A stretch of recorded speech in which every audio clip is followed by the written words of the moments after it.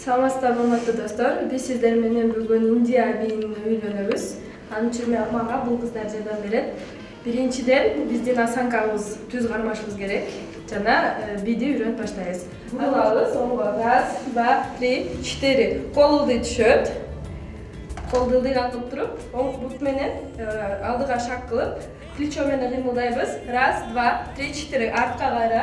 1, 2, 3, 4. Еще раз. 1, 2, 3, 4. 1, 2, 3, 4. Кол менен оң жакка айланабыз. 1, 2, 3, 4. Кырынан турабыз. Бул жакты карап. И волна түрүндө движение кылабыз. И 1, 2.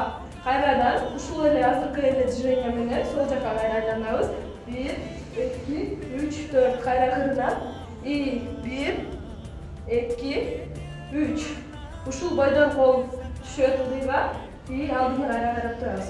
Андан кийинки движениябыз колду карыштырганча өйдөгө каратып, бутту кыймылдатканча өйдөгө көтөрөбүз. Кеттик. 1, 2, 3, 4. Кайрадан 1, 2, 3, 4. 1, 2, 3, 4. 1, 2, 3, 4. И 1, 2. Отурганча колду айлантабыз. 1, 2. Кайрадан 1, 2. И бул жака волна болобуз. Волна түрүндө движение кылабыз. Корпус оң жакты карайт. Бут сол жакта. Кеттик. 1, 2. И кайрадан азыркы кылган движениябызды кайра кылабыз. 1, 2. Еще раз. 1, 2, 3, 4.